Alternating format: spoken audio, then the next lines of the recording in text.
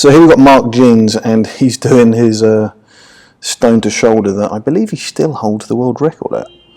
So this is some big lifting. This is the second rep of the 175.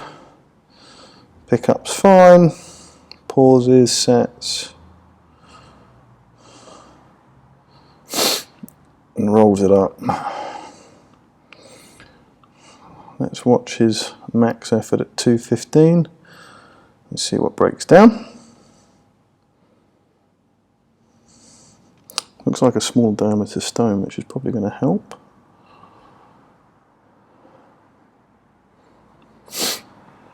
So, obviously it's going to slow down at these maximal weights, but you might be at a point, I don't know how you train, but looking at the difference between that and the 175, I would do some speed work. You could even, if you're really keen at getting to something ridiculous, 230, 240, you could consider a conjugate approach where you would do one heavy day and then one speed day. And the speed day needs to be speedy. So many people do speed work and it's too slow. But if your heavy day is, I don't know, 180, 200 kilos, your speed day wants to be anywhere from 60 to 75% of that, but base that percentage on the speed of the movement. I'd consider that. As regarding to training, you're fairly strong through the first point. It's as you transition up towards the shoulder, when you're in that full extension, that's where it's weak. So I would look to be getting stronger on incline back extensions and flat back extensions. I would look to get stronger with maximal isometrics. So 10-second holds, just holding yourself, and then 5 to 10-second holds as an overcoming, so you push into something immovable, like a training partner's hands or a rack. Okay, we're looking at a log fail. The guys asked me to look at his log fail at 300 pounds. So that 137 kilos. 275 for 4 last week, so yeah, should have gone.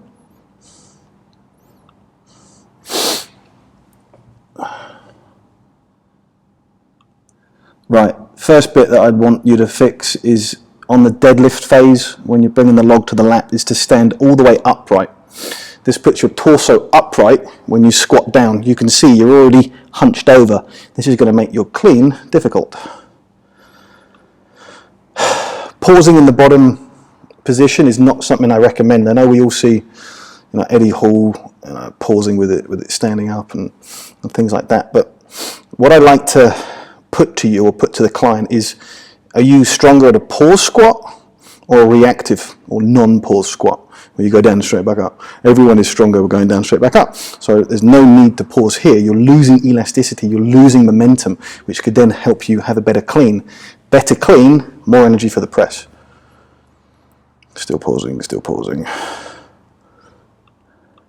During the clean, you don't get into triple extension, so your heels don't pop off the floor, so you're not using as much power from your glutes as you possibly could. Oof. So you got very quickly into the push press, which is not necessarily a problem, but the log hadn't turned around. So the angle of the handles was fairly flat. Again, I don't know what the diameter of the log is, but I reckon that you'd be better off. So flat handles is good if you're a very, very strong shoulder presser. So someone like Graham Hicks would have a bit of a flatter angle handle compared to me, where I have 45-degree angles, so I can get more leg drive. The press didn't go much above the forehead, so I'm not being rude, but I don't think shoulder pressing is your strength. You've probably got a nice balance between that and the legs, so I would use more legs. Also, if you look at the angle we've got paused now, knees are unlocked and you're bent back, and your elbows are fairly low. So looking at all of that, go to my YouTube channel and look up the thoracic mobility and lat stretching. You can't get that thoracic extended, which means that when you bend your knees, you're not going to get any leg drive because your body's unstable. So there's a few things there for you to work on technically, which will lead to instant PBs. Wallace is going to do an axle, and he hit 140. Nice, nice, nice, nice. Pickup's good. Right foot looks as though something's going on. Your left foot looks flat. The right foot came forward there on the clean, so that's really small. You want to obviously be efficient by... You can tell the most efficient lifters because their feet won't move forward at any part on a clean and press. Okay, let's watch the dip again. So as you dip, your right foot rolls in and the heel pops up. And if we compare someone like Rob Ward, where his heels come off and he drives through his feet, it's extremely powerful. But your feet, I think you want to be flat-footed.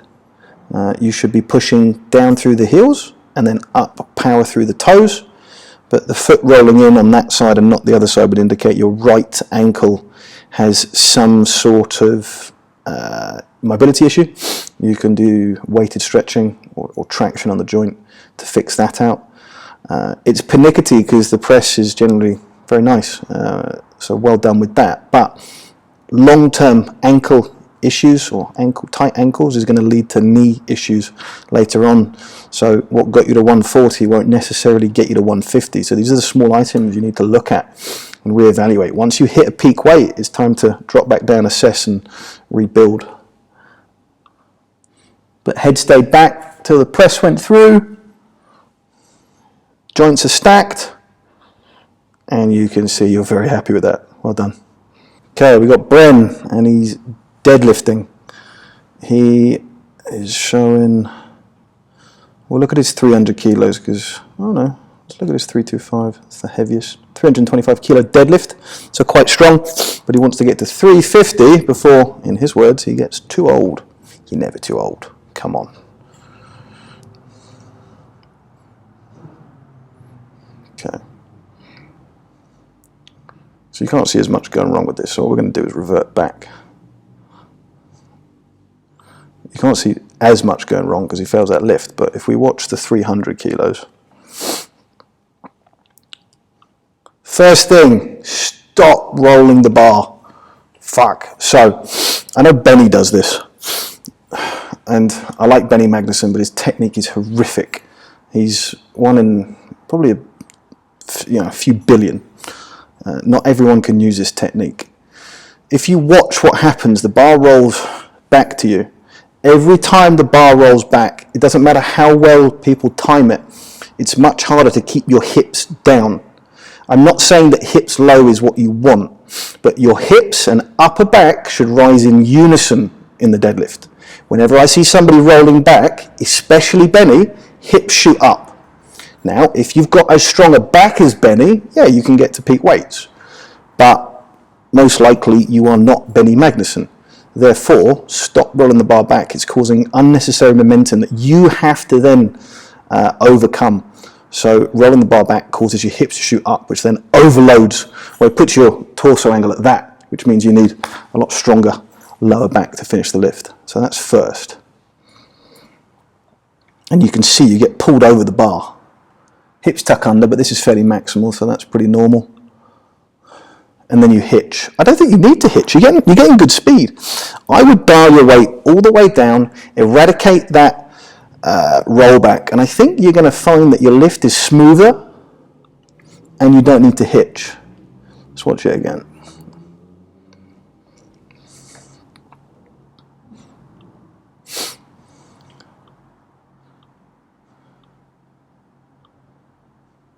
It's a nice pull. I would also recommend maybe taking your stance in ever so slightly. I think your knees are dropping in. I think if you get your stance not much, an inch narrower, your knees won't drop in, which will give you more power to push through your hips and glutes. But the main thing is stop that bar rolling back. We've got Abby. Abby's doing a log lift.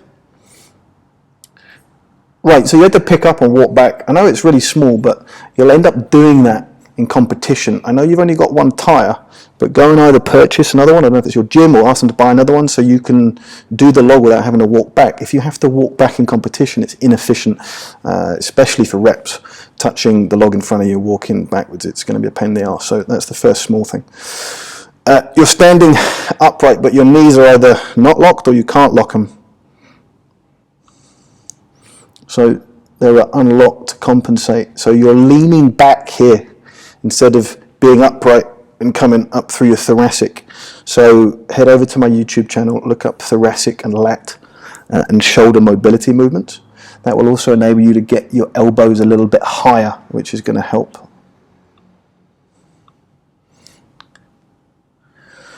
The dip's good, but it's too deep. I think part of that problem is thoracic mobility, but the dip should be short, sharp, violent. You can see it's well in front of your toes. We want it to finish over your toes. You'll also notice that the heel has just crept up.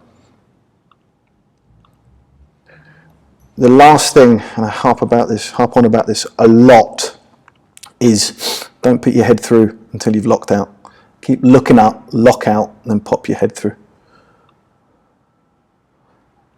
And you might have brought it down quickly without really thinking about it, but one of the things to help mobility, once you do all those stretching, I would hold the log overhead for a count of 4 to 5 seconds, looking forward. Imagine you haven't got the down signal from the ref, and then pop it down. You need to get your body used to being with joints stacked, which that mobility will give you. You may find it hard to hold it overhead for a long time, and that is because your mobility isn't where it needs to be.